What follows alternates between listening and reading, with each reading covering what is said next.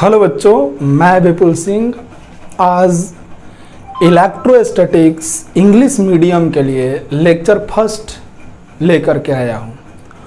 और आज के लेक्चर में हम लोग डिस्कस करने वाले हैं इलेक्ट्रोस्टैटिक्स का चैप्टर फर्स्ट।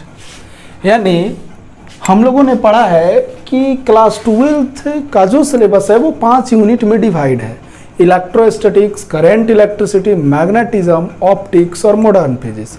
सबसे पहले इलेक्ट्रोस्टैटिक्स पढ़ना है तो हम हेडिंग डालते हैं इलेक्ट्रोस्टैटिक्स, इलेक्ट्रोस्टैटिक्स, इलेक्ट्रोस्टैटिक्स। तो आप सभी ने पिछले क्लासेस में पढ़ा है इंट्रोडक्शन में कि इलेक्ट्रोस्टैटिक्स फिजिक्स का एक ब्रांच है जिसमें हम लोग रेस्ट चार्ज के बारे में डील करते हैं, पढ़ते हैं। इस इलेक्ट्रोस्टैटिक्स का सबसे पहला चैप्टर है, पहला चैप्टर जो है हम स्टार्ट करने जा रहे हैं। पहला चैप्टर है charge and its electric field. पहला चैप्टर है इलेक्ट्रोस्टैटिक्स यूनिट का फर्स्ट चैप्टर यही है, charge and its electric field. यही हम लोग आज से स्टार्ट करेंगे और ये यूनिट काफ़ी लंबा है, इसलिए क्लासेस कुछ लंबा जाएंगे, लंबा डे तक चलेंगे। तो charge and its electric field जो है हम लोग स्टार्ट करने जा रहे हैं। तो सबसे पहले हम ये देखते हैं कि charge and its electric field chapter में कौन कौन से टॉपिक हम लोग डील करेंगे, कौन कौन सी नाम हम लोग को सुनने को मिलेगा। तो लो, charge and its electric field में सबसे पहले हम लोग बात करेंगे चार्ज के बारे में। चार्ज होगा पहला टॉपिक। सेकेंड जो टॉपिक है वो होगा properties of charge, properties of charge. पहले चार्ज, उसके बाद में प्रॉपर्टीज ऑफ चार्ज, उसके बाद में हम लोग पढ़ेंगे method of charging, method of charging. Okay, fourth में हम लोग पढ़ेंगे electric field, electric field. Fifth जो होगा वो होगा इलेक्ट्रिक इंटेंसिटी,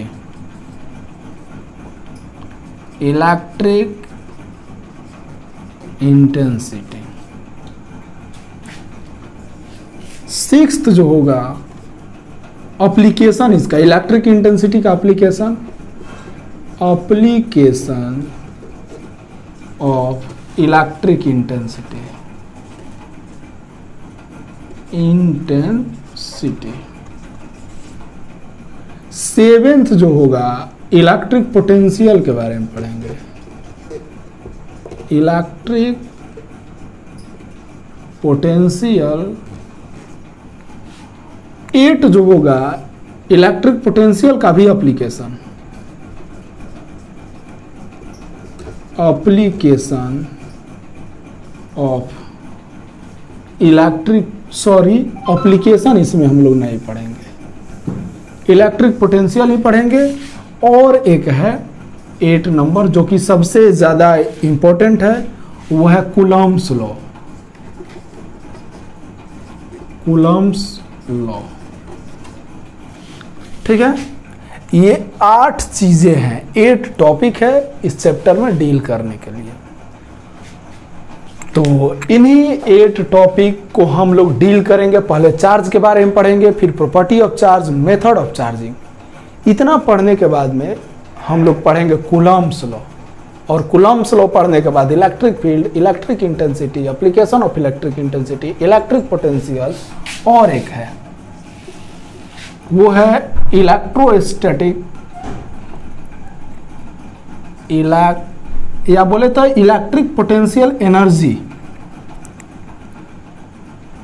इलेक्ट्रिक या इलेक्ट्रोस्टैटिक भी बोलते हैं, इलेक्ट्रोस्टैटिक पोटेंशियल एनर्जी। ठीक है, तो ये आपका टॉपिक है, 9 टॉपिक इस चैप्टर में हम लोग डील करने वाले हैं। तो आइए आज से ही हम स्टार्ट करते हैं। आपका फर्स्ट टॉपिक है चार्ज। तो इन सब को इरेज करते हैं और चलते हैं इलेक्ट्रोस्टैटिक्स यूनिट यानी फर्स्ट यूनिट का first chapter charge and its electric field का फर्स्ट टॉपिक पढ़ने। बोले तो चार्ज, बोले तो चार्ज, चार्ज। तो सोचिए, माइंड को आप अपना इमेजिनेशन को स्टार्ट कीजिए, इमेजिन करना स्टार्ट कीजिए कि भैया चार्ज क्या होता है। चार्ज, देखो बालक, चार्ज पढ़ने जा रहे हैं। इसको शॉर्टकट में हम लोग क्यू से लिखेंगे, क्यू से, स्मॉल क्यू, लार्ज क्यू, आप कोई भी लिख सकते हैं, क्यू से लिखेंगे। चलो चार्ज क्या है, सोचो सोचो सोचो। अरे सोचना ही है तो इस तरीके से सोचो कि सोच भी सोच में पड़ जाए कि आपने क्या सोचा है। सोचो, चार्ज। जैसे ही हम चार्ज बोलते हैं आपके माइंड में क्या आती है? आपके माइंड में आता होगा मोबाइल फ़ोन चार्ज होता है, बैटरी चार्ज होती है ना जी। जैसे ही आप मोबाइल फ़ोन को चार्जर से बोर्ड में प्लग में खोसते हैं तो आपका मोबाइल फ़ोन चार्ज होने लगता है। ये क्या है charge? What is charge? What do you mean by charge? आपका बैटरी चार्ज होने लगती है, ये सब क्या है? तो देखो, आज से लगभग 600 साल पहले, यानी सोच लो कितना दिन पहले, थेल्स साहब ने ऑब्जर्व किया। उन्होंने देखा कि दो वस्तु को आपस में, कुछ खास वस्तु हैं जिनको आपस में रगड़ते हैं ना, रगड़ते हैं, तो रगड़ने के बाद में उस वस्तु में कुछ हो जाता है, ऐसा गुण आ जाता है जिसके कारण वो हल्के हल्के वस्तु को अपनी ओर खींचना स्टार्ट कर देता है। जैसे कि आप एग्जाम्पल के तौर पर ले सकते हैं, देखो ये मेरे पास पेन है और ये मेरे पास पेन है और इस कागज़ को मैं छोटे छोटे टुकड़ों में डिवाइड कर देता हूँ। आप देख सकते हैं, चीज़ें ऑब्जर्व, फिजिक्स फील वाला सब्जेक्ट है, आप चीज़ों को फील कीजिए। थोड़ा सा बड़ा बड़ा है, शायद नहीं खींच पाए, इसको छोटा छोटा कर देता हूँ। बालक, फिजिक्स जो है ना, ये फील वाला सब्जेक्ट है, आप बचपन में करते थे, शायद आप ना किए हो, लेकिन हम लोग तो भाई किए हैं, हम लोग किए हैं। पेन देखो, ये पेन है, इस पेन को मैं अपना हेयर के साथ रगड़ूंगा, रगड़ दिया, देखो बहुत सारा रगड़ दिया, रगड़ दिया, और इसको जब मैं ले जाऊंगा इन कागज़ के टुकड़े के पास, तो देखो ये अट्रैक्ट होना चाह रहा है, लेकिन अभी देखो थोड़ा सा और अच्छा से करता हूँ। ड्राई हेयर जो है ना, ड्राई होना चाहिए, सूखा होना चाहिए। हाँ, हम लोग तो हैं कि पूरा सर पे करू तेल लगा लेते हैं ना जी, तो कैसे होगा, लेकिन हो जाना चाहिए। देखो थोड़ा सा ज़्यादा करता हूँ, देखो देखो देखो देखो देखो, ये चपक गया है। आप इस चीज़ को देख सकते हो अच्छे से, ये चपक चुका है। तो इस तरह के चीज़ों को थेल्स साहब सबसे पहले ऑब्जर्व किए थे। थेल्स साहब ने क्या बोला कि कुछ चीज़ें हैं जिनको रगड़ देने पर वो हल्की हल्की वस्तुओं को अपनी ओर खींचने लगती है, और ये ऐसा चार्ज के कारण करती हैं, आवेश के कारण करती हैं। बोला जाएगा कि ये बॉडी चार्ज हो गई है इसलिए उसको खींच ली, यानी नहीं समझे। आते हैं अपना मॉडर्न में, यानी इस तरह की चीज़ों सीख करके, समझ करके छोड़ दिए, लोगों को समझाने की कोशिश की है, लेकिन साइंस ज़्यादा डेवलप नहीं था। लेकिन धीरे धीरे धीरे धीरे साइंस ज़्यादा डेवलप हो गया और हम इस मुद्दे तक पहुंच चुके कि ये ऐसा क्यों कर रहा है। आखिर भाई क्यों इसको यहाँ पर रगड़ देने पर ये छोटे छोटे कागज़ के टुकड़ों को अट्रैक्ट कर ले रहा है, ऐसा क्यों? यही तो पूरा पढ़ना है हमको इस यूनिट में। यही पढ़ना है। तो जब साइंस आपका डेवलप किया तो हम लोग उस मुद्दे तक पहुंच चुके कि ऐसा क्यों करता है। तो आइए देखते हैं ऐसा क्यों करता है। तो देखो बालक, आप सभी को मालूम है कि दुनिया का प्रत्येक बॉडी मॉलिक्यूल से मिलकर बना है। ये मॉलिक्यूल से मिलकर बना है, छोटे छोटे मॉलिक्यूल से, और वो मॉलिक्यूल उससे भी छोटे छोटे एटम से मिलकर बना है। और वो एटम 3 चीज से मिलकर बना है। कौन कौन चीज से? तो इलेक्ट्रॉन से, प्रोटॉन से और न्यूट्रॉन से। नजी, इलेक्ट्रॉन, प्रोटॉन, न्यूट्रॉन से। ये तीनों चीज को हम लोग एलिमेंट्री पार्टिकल्स बोलते हैं। एलिमेंट्री पार्टिकल्स या सब एटॉमिक पार्टिकल्स या फंडामेंटल पार्टिकल्स, तीनों में से कोई बोलिए।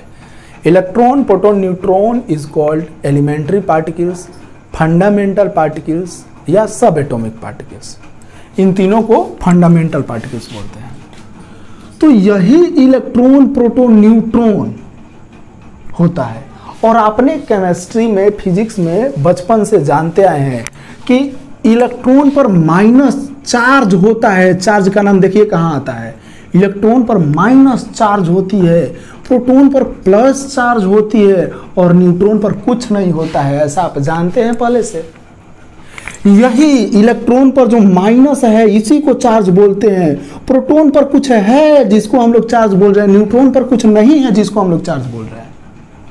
यानी एलिमेंट्री पार्टिकल्स के पास कुछ है जिसको हम लोग चार्ज बोल रहे हैं ना जी, यही ना बात है।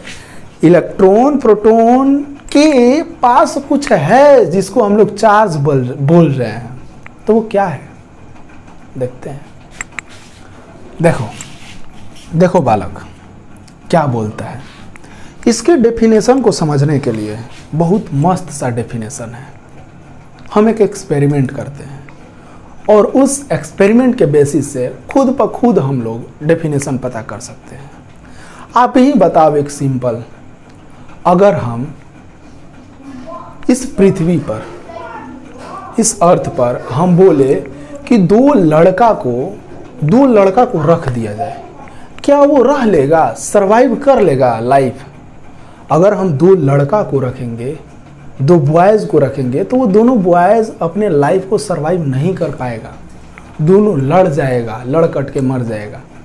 आप खुद देख लेना, दो लड़का एक साथ ज़्यादा दिन तक नहीं रह सकता है।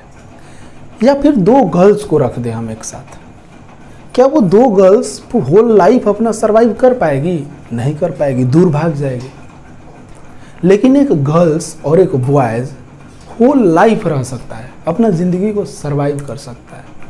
टिकटॉक वीडियो बना के, डांस करके, तरह तरह से अपना लाइफ को सरवाइव कर सकता है। तो कहने का मतलब है कि एक तरह के दो चीज़ें एक साथ नहीं रह सकती हैं। ये दुनिया का रूल है, ऊपर वाला का रूल है। मेरा रूल नहीं है, ऊपर वाला का रूल है। तो इसी बेसिस को लेके हम एक एक्सपेरिमेंट करते हैं। एक्सपेरिमेंट यही करते हैं कि हम क्या कर रहे हैं कि एक डब्बा में दो इलेक्ट्रॉन को बंद करते हैं। लो, दो इलेक्ट्रॉन पर माइनस चार्ज होती है, माइनस माइनस लिख दिए, दो इलेक्ट्रॉन को डब्बा में बंद किया। क्या ये इलेक्ट्रॉन रह पाएगा एक साथ? कभी नहीं रह पाएगा, क्योंकि ये दोनों गर्ल्स हैं, कभी नहीं रह पाएगी। दोनों लड़ के मर जाएगा, लोग लड़ कट के भाग जाएगा। हम दो बॉयज़ को रखते हैं, दो प्रोटॉन को डाल देते हैं। अब ये बताओ, क्या ये पूरा होल लाइफ रह पाएगा? नहीं रह पाएगा, ये भी लड़कट के बाहर भाग के मर जाएगा। लेकिन हम एक बॉयज़ और एक गर्ल्स को रखेंगे तो ये क्या करेगा? रह जाएगा, अपना लाइफ सरवाइव कर लेगा। यानी एक जैसा चीज दूर भाग रहे हैं, लेकिन अलग अलग नेचर वाले लोग रह रहे हैं। यही से चार्ज का डेफिनेशन निकलेगा कि ये इलेक्ट्रॉन प्रोटॉन के पास कुछ है जिसके कारण ये दूर भाग रहे हैं या अट्रैक्ट हो रहे हैं। फंडामेंटल पार्टिकल्स के पास कुछ है जिसके कारण ये अट्रैक्ट कर रहे हैं या रिपेल कर रहे हैं, जो है उसी को चार्ज बोलते हैं। यानी इलेक्ट्रॉन, प्रोटॉन, न्यूट्रॉन का वो प्रॉपर्टी जिसके कारण एक दूसरे को अट्रैक्ट कर रहे हैं या रिपेल कर रहे हैं, उसी को चार्ज बोलते हैं। यानी charge is the property of fundamental particles electron proton due to which it attract each other and repel each other. नजी, चार्ज फंडामेंटल पार्टिकल्स का वो प्रॉपर्टी है जिसके कारण ये अट्रैक्ट करते हैं या रिपेल करते हैं। कोई दिक्कत नहीं होनी चाहिए। सिंपल सा लॉजिक है यार, हम लॉजिक वाले टीचर हैं हम लोग। आप लॉजिक लो ना। आपसे पूछा जाए कि अब बताओ बच्चा ईमानदारी क्या है, आप क्या जवाब दोगे? आप से पूछा जाए कि यार बताओ बच्चा ईमानदारी क्या है, गरीबी क्या है, आप क्या जवाब दोगे? ईमानदारी क्या है बताओ, ईमानदारी क्या है? आप यही बोलोगे कि सर ईमानदारी किसी इंसान का वो गुण है जिसके कारण उसे अच्छा कहा जाता है, यही बोलोगे। वैसे ही चार्ज क्या है? तो चार्ज ये फंडामेंटल पार्टिकल्स का वो प्रॉपर्टी है, गुण है, जिसके कारण ये एक दूसरे से दूर भागते हैं या अट्रैक्ट होते हैं। सिंपल सा बात है।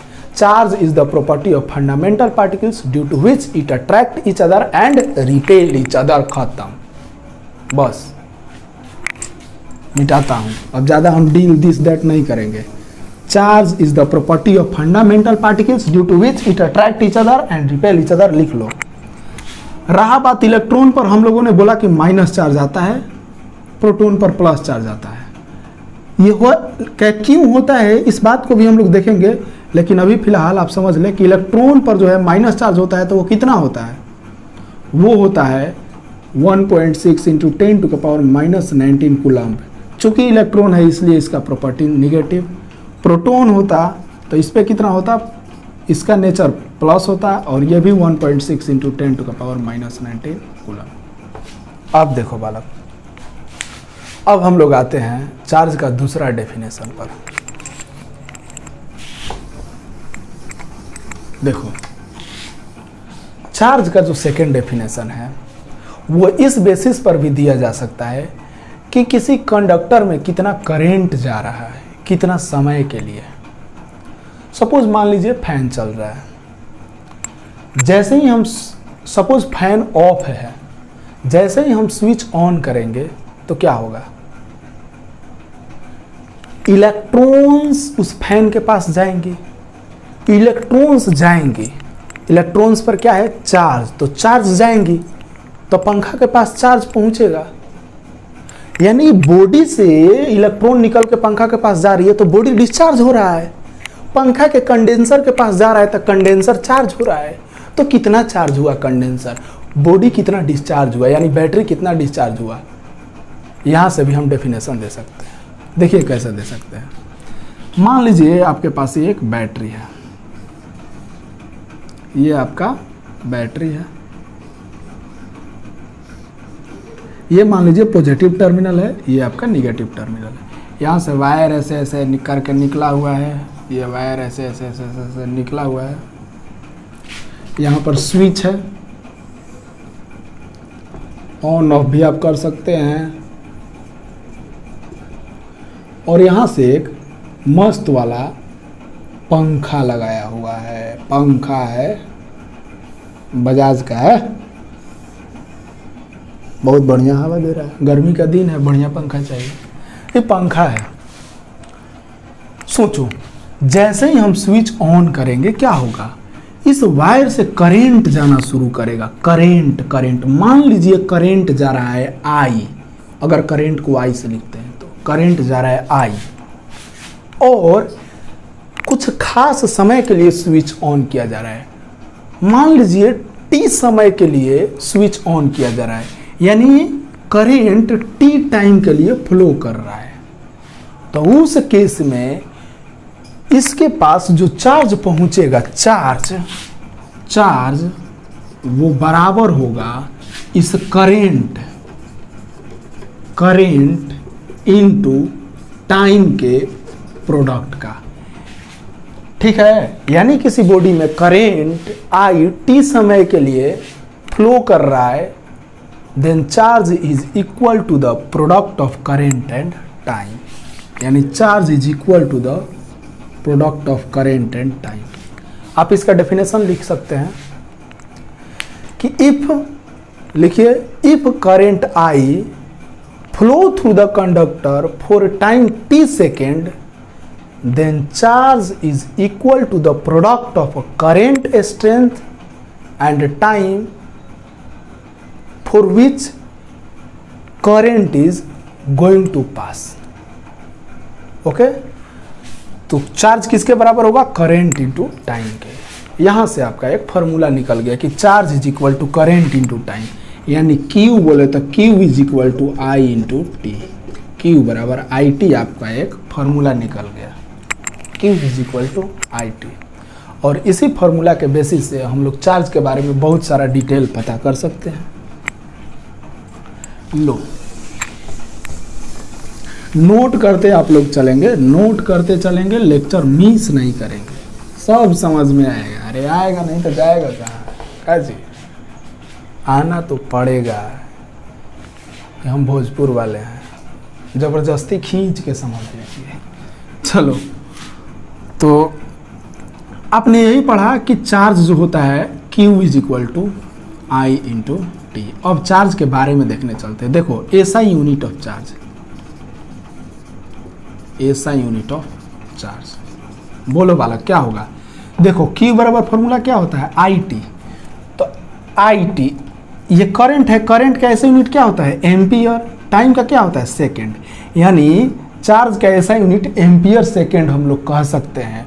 और इसी एम्पियर सेकेंड को एक नाम दिया जाता है कूलम्ब। कूलम्ब, कूलम्ब साइंटिस्ट का नाम है, तो उन्हीं के वो इज्जत देने के लिए, रिस्पेक्ट देने के लिए कूलम्ब इसका ऐसा यूनिट रख दिया गया। तो इस चार्ज का ऐसा यूनिट कूलम्ब होता है। इसको जनरली हम लोग C से लिखते हैं, ठीक है, कूलम्ब। इसका सीजीएस यूनिट भी होता है,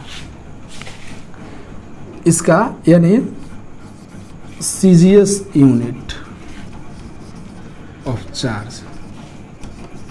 देखो, CGS unit of charge, charge का सीजीएस यूनिट क्या होता है? तो देखो, चार्ज के सीजीएस यूनिट को हम लोग